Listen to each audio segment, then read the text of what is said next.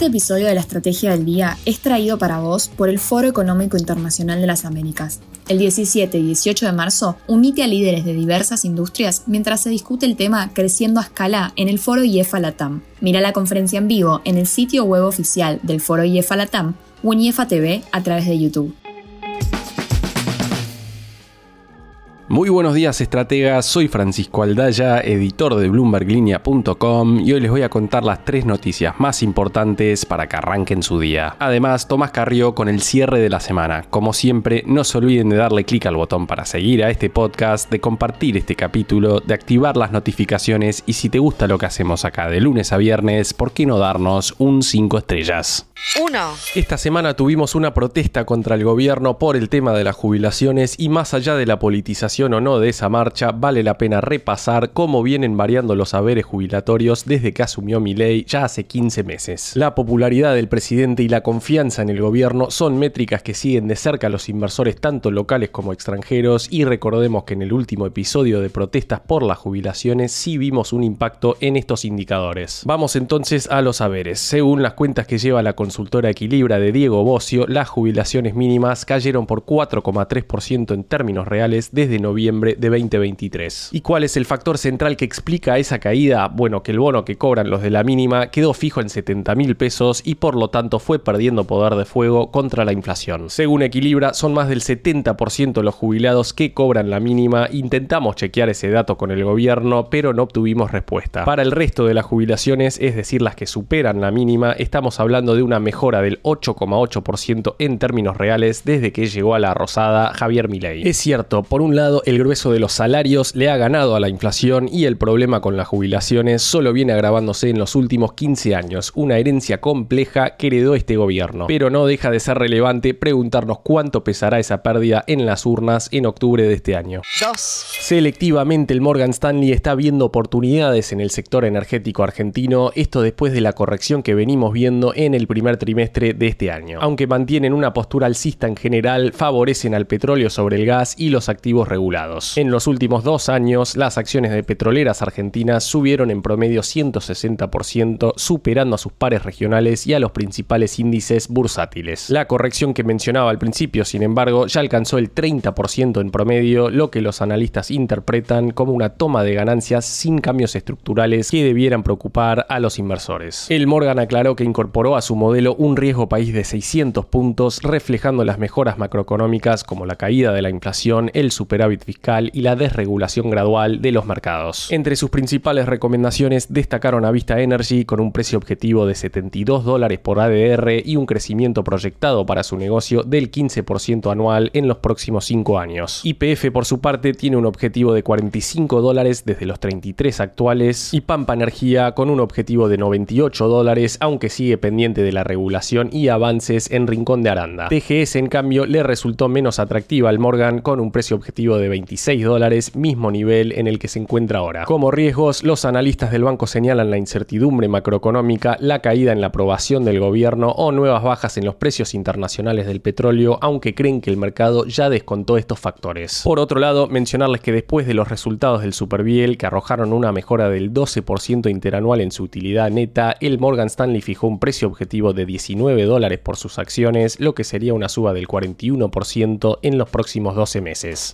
3. Argentina pagará al FMI una tasa anual de 6,47% por el nuevo financiamiento que reciba bajo el acuerdo que el gobierno de Milei busca cerrar antes de mayo. Esa tasa es de casi 5 puntos porcentuales menos a la que se debería pagar si se emitiera deuda internacional, donde el rendimiento estimado se ubica en 11,43% anual. La tasa del FMI es la misma que Argentina ya paga por su deuda existente con el organismo, que asciende a unos $41.000 millones y que crecería por otros 10 o 20.000 millones a la espera de novedades concretas sobre el nuevo programa. Según el gobierno, los fondos frescos se van a usar para sanear el balance del Banco Central y permitir la eliminación de los controles de capital este mismo año. Recordemos que el programa tendría un plazo de amortización de 10 años con un periodo de gracia de 4,5 años y pagos de intereses sin modificaciones. El 6,47% anual entonces está compuesto por la tasa tasa base de los DEX de 3,12%, un margen básico de 0,6%, una sobretasa por monto de 2% y otra por plazo de 0,75%. Si la Reserva Federal de Estados Unidos baja sus tasas, eso podría reducir el costo para la Argentina, aunque ese escenario luce incierto con la guerra arancelaria de Donald Trump.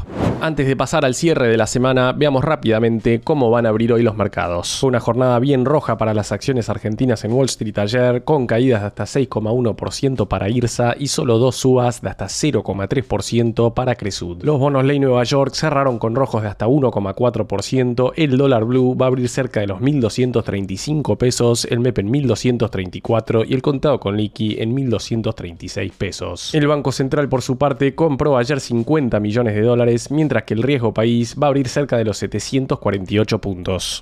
El cierre. Y ahora, Tomás Carrió, contanos por favor cómo estamos cerrando otra semana más en el mercado argentino. Muy buenos días, bienvenidos a una nueva edición del cierre de la semana. Mi nombre es Tomás Carrió, soy editor de Bloomberg Línea en Argentina y como todos los viernes vamos a repasar acá los temas que marcaron la agenda económica en el país. En esta semana que termina, el gobierno intentó recuperar el control de la agenda con la publicación de un DNU mediante el cual busca que el Congreso no rechace el acuerdo que negocia con el FMI. El decreto apenas revela que el Ejecutivo negocia un programa de facilidades extendidas por un periodo de gracia de 4 años y medio y un plazo total de amortización de 10 años. También indica que con los desembolsos se buscarán cancelar las letras intransferibles de corto plazo y refinanciar vencimientos del programa firmado en 2022. El DNU del acuerdo que negocia Argentina con el FMI, sin embargo, tuvo un primer paso en falso el miércoles en el Congreso, donde se suspendió la reunión bicameral de DNU que debía dictaminar sobre el nuevo acuerdo. Ese mismo día, el Congreso dejó también una sesión escandalosa en la Cámara de Diputados. A tono con lo que ocurría fuera del Congreso, en donde la policía se enfrentaba con barra bravas y militantes opositores en la marcha en apoyo a los jubilados, dentro de la Cámara Baja debió levantarse la sesión en la que se aprobó el emplazamiento a comisión de 10 proyectos para que se investigue el caso de la criptomoneda Libra que involucra al presidente Javier Milei, aunque fracasó el intento del kirchnerismo por avanzar con el juicio político. El aumento de la tensión en las calles, sin embargo, podría no ser la única luz de advertencia que se encienda para el gobierno esta semana. Es que este viernes el INDEC dará a conocer la inflación de febrero después de que el último relevamiento de expectativas del mercado, publicado el lunes, mostrara que los analistas que consulta el Banco Central ajustaron al alza sus pronósticos para el índice de precios al consumidor. Esta aceleración que prevén los analistas para febrero estaría explicada igualmente en buena medida por el fuerte aumento que se registró en el precio de la carne. Hacia adelante, en cambio, las expectativas de los analistas es que el proceso de desaceleración de la inflación pueda retomarse. Así lo explica Rocío Bizán, economista de Cogo. Desde Cogo esperamos que la inflación para febrero alcance el 2,7% y se ubique un poquito por encima de lo que se registró en enero. Si bien este es un dato que contrasta con el 2,1% de cava que se dio a conocer ayer, la diferencia en la ponderación de pasajes de avión y de carnes, que fueron dos categorías que mostraron variaciones muy fuertes este mes, haría que la inflación nacional dé por encima de la de la ciudad. En ese sentido, la suba en el precio de las carnes fue clave en la aceleración de la inflación. De hecho, nuestro relevamiento nos da que esa categoría subió un 7,8% solo este mes.